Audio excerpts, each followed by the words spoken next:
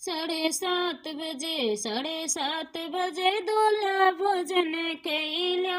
7:30 टंकी के पानी चकल बाटे। मरा मारा बेचारा थकल बाटे। 7:30 दूल्हे भोजन कैला। 7:30 पूड़ी कचौड़ी छनत बाटे। हलवैया बेचारा थकल बाटे। अरे पूड़ी कचौड़ी छनत बाटे। हलवैया बेचारा थकल बाटे। 7:30 दूल्हा भोजन कैला।